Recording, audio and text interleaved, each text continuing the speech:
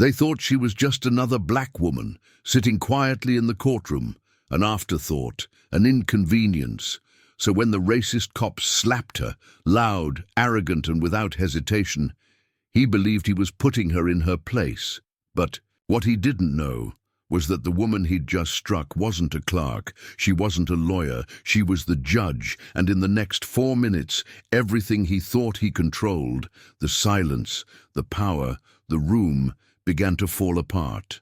Because that slap didn't just echo through the courtroom. It cracked open the very foundation of a system built on fear and silence. And what she did next, it didn't just change the room, it changed everything. So if this story already hit you in the first few seconds, comment "no more silence" below, like this video, and subscribe right now, because the next chapter will shake you to your core. Charleston, South Carolina had always been a city torn between its beauty and its wounds. The charm of cobblestone streets and historic facades never fully hid the undercurrent of tension, the kind that lived in looks, in policies, in silence. At 6:47 a.m., Judge Clara May pulled into the courthouse parking lot. She didn't need an escort. She didn't need an entourage. At 62, Clara moved like a woman who had long since stopped asking permission to exist. Silver streaks lined her tightly pinned hair. Her dark brown eyes, sharp and steady, had seen decades of trials. In and out of the courtroom, today was supposed to be a simple day, an arraignment hearing, a juvenile vandalism case, a formality, but Clara's instincts, those sharpened by 30 years of fighting for justice, whispered otherwise. She passed through the metal detectors with a respectful nod from the guards, some of whom had grown up hearing stories about her, stories of the fearless defense attorney who defended the voiceless, the fierce prosecutor who dismantled corruption from within, the first black woman to sit on Charleston's highest court, and still, to some, the most unwelcome. As she walked the cold marble hallway, something felt off. Her clerk greeted her with a strained smile. "Judge May, Sergeant Boone, is already inside," he insisted. Clara paused. She knew that name too well. Travis Boone, mid-40s, clean-cut, third-generation cop, respected by the old guard, feared by everyone else. 5 complaints of excessive force, all dismissed. 3 internal reviews, all closed. 2 teenagers hospitalized under his watch. No charges filed. Clara had read the reports, the inconsistencies, the fear in the testimonies, and every time his name crossed her desk, something in her gut turned. Still, she said nothing as she stepped into her courtroom. No robe. Not yet. Just a woman, observing, waiting. Boone was already at the front, arms crossed, impatience practically leaking from his pores. He didn't glance at Clara when she entered. To him, she was invisible. A clerk, maybe, an assistant, certainly not someone worth acknowledging. "Let's get this over with," he barked to the clerk. Clara stood quietly at the side table, reviewing the case file. The teenager sitting beside his public defender couldn't have been more than 16. Nervous, shoulders hunched, shoes too big, heart racing. Then Boone turned toward her and snapped, "I said, let's go. Are you deaf or just slow?" Clara didn't look up, not yet, and that's when it happened. The slap, open-handed, loud, instant. The sound cracked through the courtroom like a gunshot. Everyone froze. A gasp rippled through the few early attendees. Even the lights above seemed to hold their breath.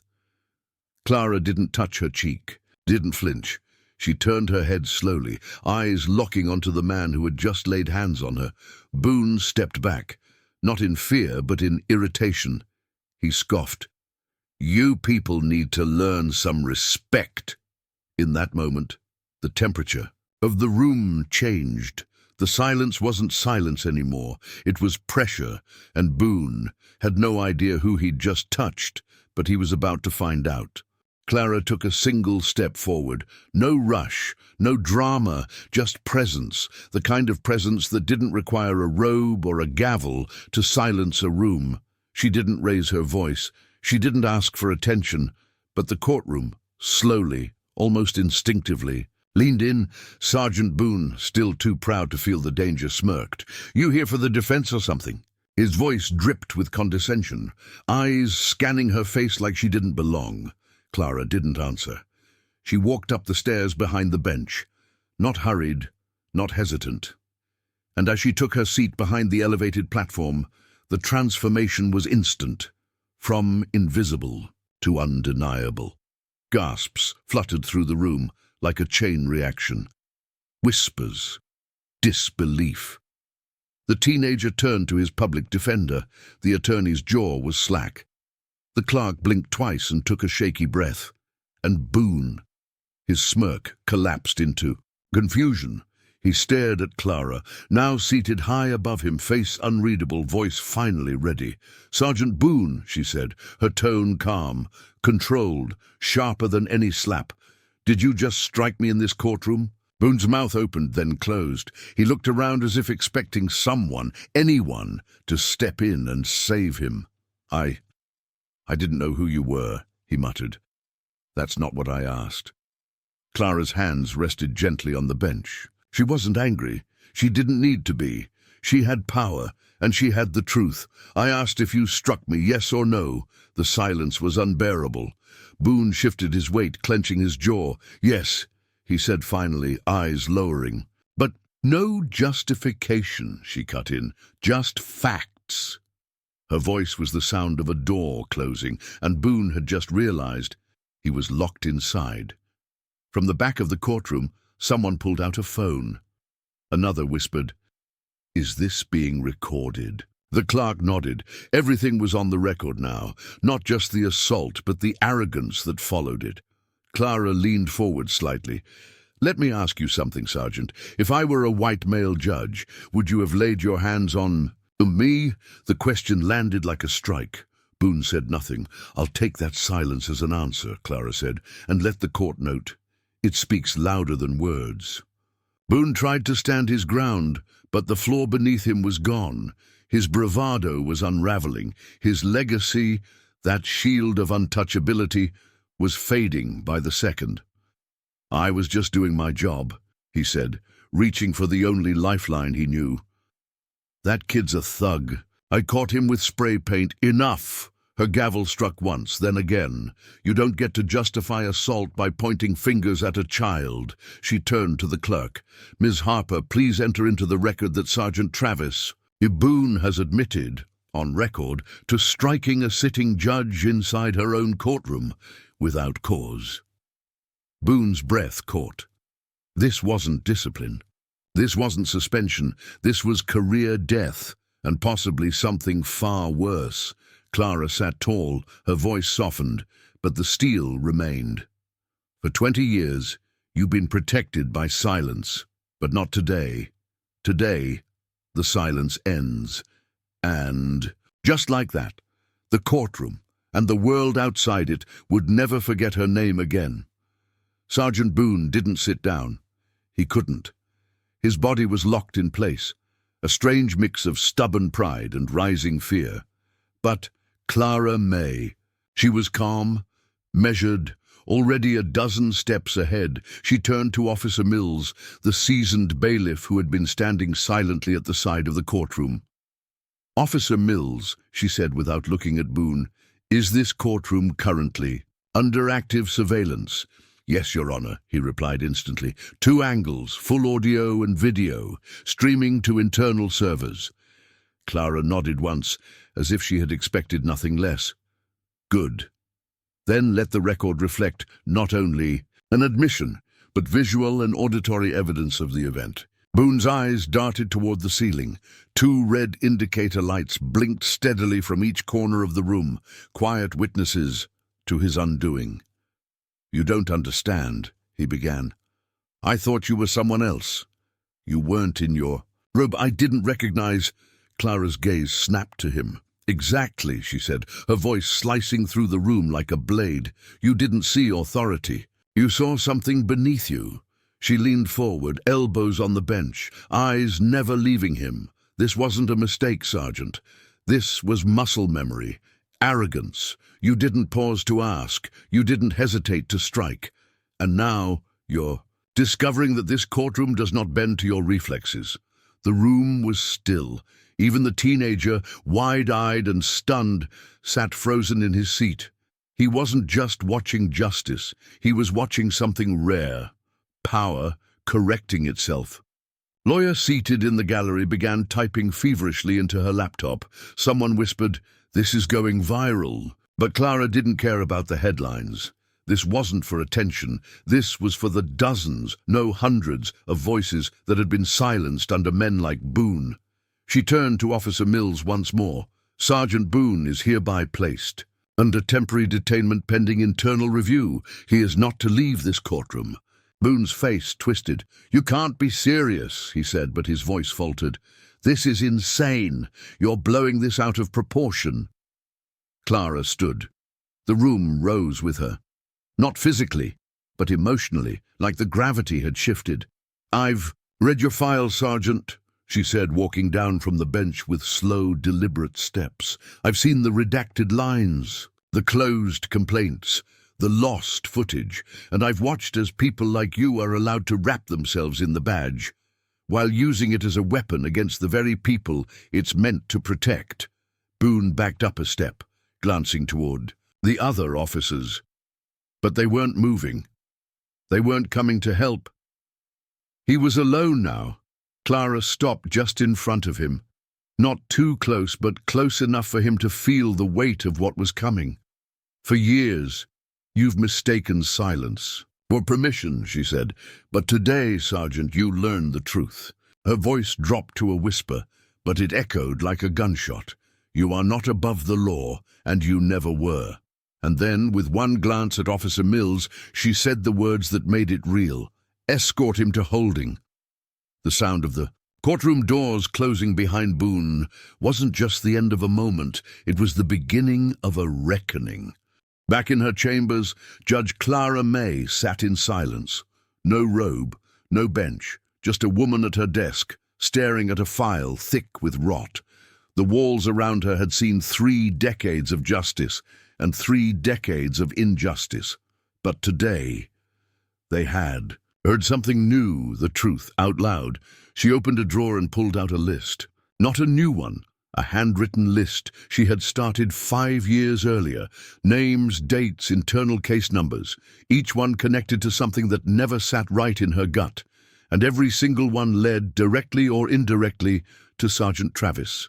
Boone. She had kept it all, not out of vengeance, out of preparation, because deep down she had always known this day would come, the day the silence would break, the day she'd stop whispering into locked doors and start kicking them open. A soft knock. Carter Lang, her bailiff, stepped in, broad-shouldered, quiet, a veteran of every courtroom crisis, but even he looked shaken. "They've already started," he said, holding out his phone. She took it. A clip already circulating online showed the exact moment Boone slapped her. The video was only 27 seconds long. But it had already been viewed 1.3 million times. Headline reads, Carter said dryly, "Cop slaps black woman in court, then learns she's the judge." Clara didn't blink. She just exhaled. "Good," she said. "Let them watch." But Carter wasn't done. "There's more. Boone's union's already calling for a closed-door review, his lawyers demanding a gag order, and I just got a call from a friend at the mayor's office." Clara looked up. "They're trying to pressure you to recuse yourself, claiming you're too close to the case." She stood slowly, walked to the window. The Charleston skyline shimmered beyond the courthouse, sun slipping down behind tall glass and stone. It looked beautiful from here, like something worthy of trust. But she knew better. "They think I'll blink," she said. "They think I'll step aside." She turned back to Carter, voice low but fierce. "Not this time." Across town, Boone sat in holding. He wasn't handcuffed, but he might as well have been. His hands, the same ones that had grabbed collars, broken doors, and slammed fists into ribs, now shook as he pressed them against the cold metal table. No badge, no radio, no power. The guard outside didn't speak to him, didn't look at him, and for the first time in 20 years, Travis Boone felt something unfamiliar. Consequences. Back in the courthouse, Clara returned to her desk and began writing. A formal request for an internal investigation, a motion to unseal all prior complaints linked to Boone, and a personal letter to the Attorney General's office. She wasn't just going to fight this in her courtroom, she was going to set the whole structure ablaze. Carter glanced over her shoulder, eyes widening at the depth of the file. "You know if you do this," he said, "you'll be the story. They'll come after you." Clara didn't hesitate. "Let them." She looked up at him. "I've spent my whole life fighting for justice inside the lines." Then, with the faintest, fiercest smile, "Maybe it's time to redraw them." By dawn, Clara May wasn't just a judge, she was a symbol. News anchors called it the slap heard across the South.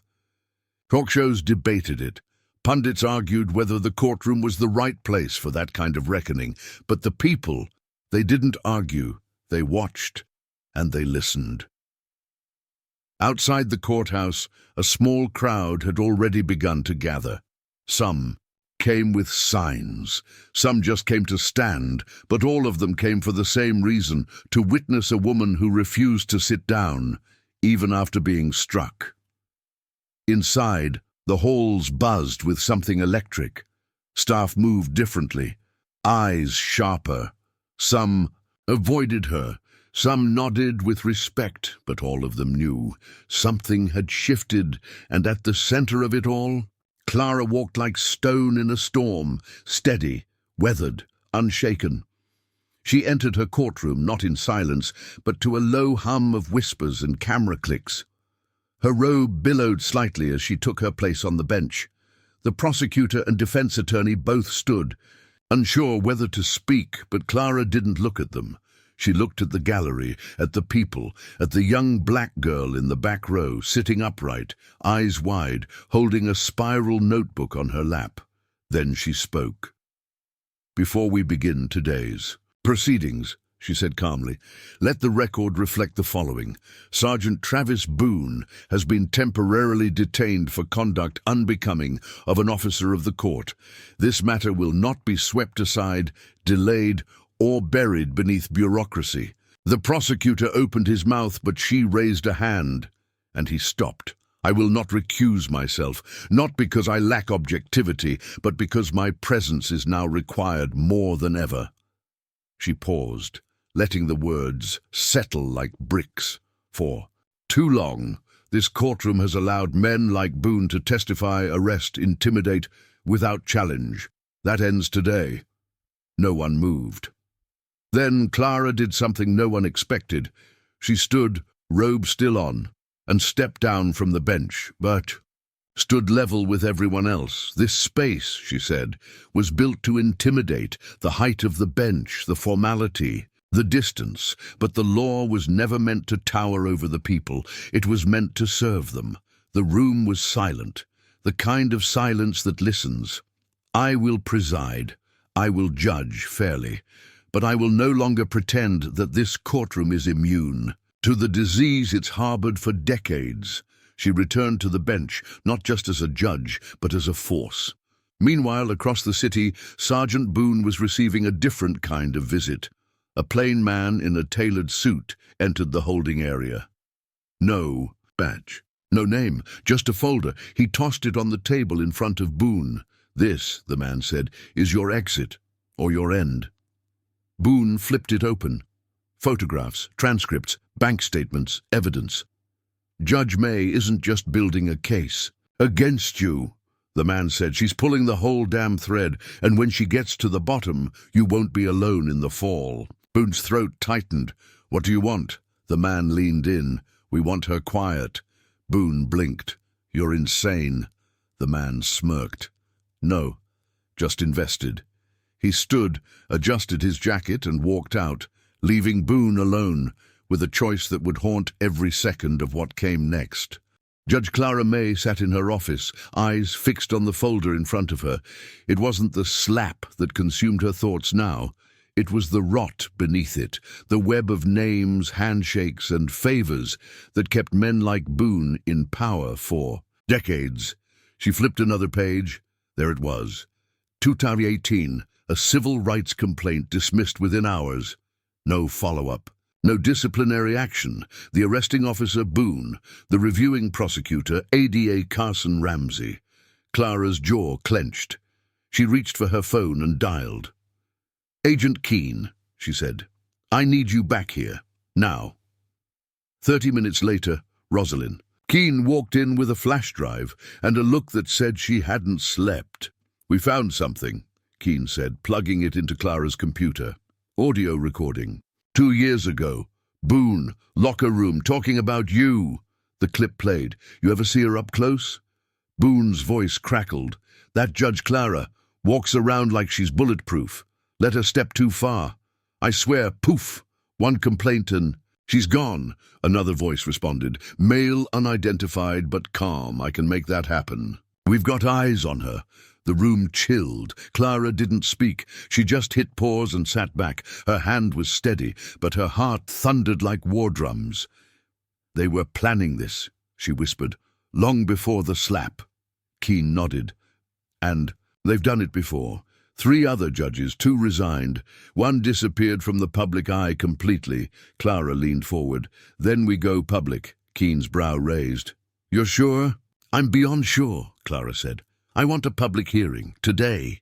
At 10 a.m., the courtroom was full of press, citizens, lawyers, and faces she didn't recognize but knew were watching for all the wrong reasons. She walked to the podium, not as a judge today, but as a witness. "I'm here to confirm," she said, voice unwavering, "that I will not be silent, that this is no longer just about an assault. It's about what that assault revealed." She held up the audio transcript. "There is a system in place, not broken, but built this way, to protect officers who abuse, lawyers who bury, and leaders who benefit." Gasps rippled. Cameras flashed. "And I will expose every name, every deal and every secret they think they've buried." From the back of the room, ADA Ramsey stood. "This is reckless," he said. "You're tearing down the entire structure." Clara looked at him.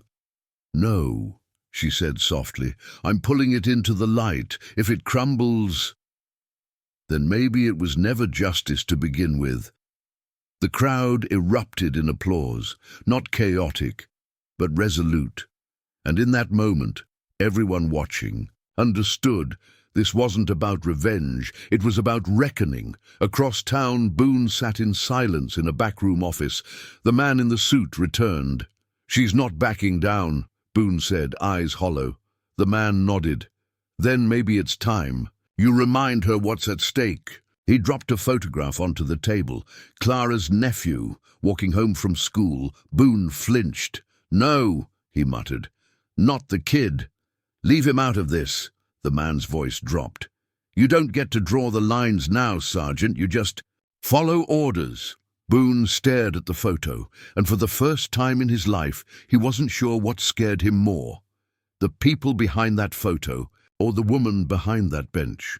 By sunrise the next morning, Charleston was buzzing. Every news outlet had the same headline: "Judge Clara May calls out corruption in live courtroom bombshell." Social media exploded with clips of her speech. Some called her brave. Others called her dangerous. But inside her chambers, Clara May wasn't reading the headlines. She was studying names, files, patterns. Beside her, Agent Rosalind Keene laid out a list that stretched across the table. 12 confirmed cases, she said, all tied to Boone, most with missing evidence or rushed pleas. Clara tapped her pen. "What about the financial connections?" Keene slid over another file. Campaign donations, private security contracts, a lobbying firm in Atlanta. "Guess who signed off on most of them?" Clara didn't need to ask. ADA Ramsey. Keene nodded. Clara leaned back. "They've built an empire of protection, not just for Boone, but for every cog in the machine." And that's when her phone buzzed again. Unknown number, one new message. She opened it. A photo, her nephew, again, taken the day before. On the back, a message scrawled in block letters: "Stay in your lane." Clara's Heart skipped, not in fear, but in fury. She stood abruptly, walked to the door and locked it, then handed the phone to Carter, her longtime bailiff. He read the message. His jaw tensed. "We need names," Clara said, "and I want U.S. Marshals. Watching my sister's house by tonight." Carter didn't hesitate. "I'm on it." That same evening, in a dimly lit garage beneath a courthouse annex, Boone met the man again. This time the man didn't offer warnings. He gave orders. "You're going to rattle her. Subtle. No contact. Just enough to make her doubt her footing." Boone's hand shook. "I'm not threatening a kid." The man didn't blink. "You lost the right to draw lines the moment you struck a judge on camera." He dropped a burner phone into Boone's lap. "One message. One delivery. Then you disappear." Boone stared at the device. This wasn't about loyalty anymore. This was survival. Across town, Clara was preparing for the next step. She walked into the federal building, not as a judge, but as a civilian requesting protection. Inside a steel-walled room sat 3 U.S. Marshals and 2 DOJ officials. She slid the photo across the table. "My nephew," she said, voice calm, "taken without consent, sent anonymously, connected to the Boone case." One of the Marshals, a tall man named Mercer, studied the image. "You think Boone's behind it?" "I think he's the tool," Clara replied. "Someone else is swinging the hammer." "What do you want from us?" asked DOJ agent Francis. Clara didn't blink. "Federal protection for my family, immediate transfer of Boone to federal custody, and a judicial order freezing every case he touched in the last 10 years. Quan raised an eyebrow. "That's going to shake your entire court system." Clara leaned forward, then let it shake. The room fell silent, because everyone there understood something important. This wasn't just about a courtroom anymore. It wasn't even about Clara May. It was about a city and what happened when the wrong people tried to silence the right woman. The federal courtroom was standing room only, reporters, protesters, survivors. The same city that once ignored Clara May now leaned in, hanging on every word, and she stood in the front row, not behind the bench, not wearing her robe, but as a citizen and a witness. She watched as the trial of Travis Boone began. 5 felony charges: assault, obstruction, perjury, witness intimidation, conspiracy. But the courtroom wasn't just watching Boone, they were watching Clara.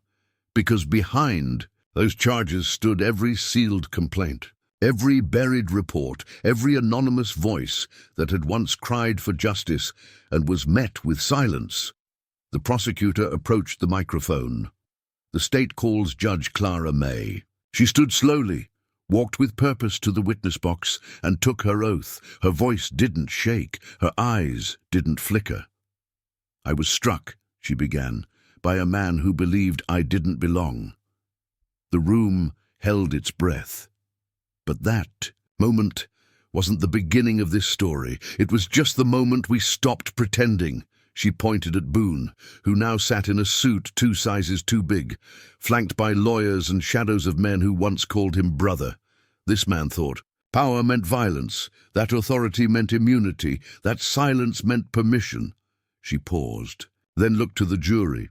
But it was never just him. It was the ones who signed the forms, buried the footage, approved the deals, and told every victim it wasn't worth the fight. Her voice cracked slightly. Not from weakness, but from truth. "I became a judge because I believed justice was more than a word on a plaque. Today, I still believe that, but I know now. Justice needs protectors, not just enforcers." She stepped down, and in that moment the courtroom shifted, not from applause, but from recognition. The verdict came 2 days later, guilty, on all counts. But that wasn't the end. ADA Ramsey resigned. 3 more officers turned state's evidence. Judge Hal Craftoft, once Clara's mentor, was placed under federal investigation. The ripple had become a wave. A month later, Clara stood before the South Carolina Judiciary Review Board, not to ask for anything, but to resign. "I lit a fire," she said, her voice steady, "and I will not stand in its glow like a statue. Change doesn't need monuments, it needs momentum." And with that, she stepped away from the bench she had fought so long to earn. 2 weeks later, she sat on the porch of her sister's home in Mount Pleasant. The sun dipped low. Her nephew, the one who'd been followed, biked up the driveway. He dropped the bike and ran to her. "You made them listen," he whispered. She smiled gently. "No," she said, "I made them look. Listening is still up to them." That night, she packed up the files. Every case, every name, every piece of the truth she had fought to reveal. Because now it wasn't just about her, it was about what comes next. For every courtroom that hid abuse behind marble walls, for every officer who thought silence was protection, and for every young black girl who wondered if her voice mattered. This story was a beginning, and across Charleston, across the state, and across the country, people were no longer whispering her name. They were echoing it. Clara May, the judge they tried to silence. The woman who made justice roar.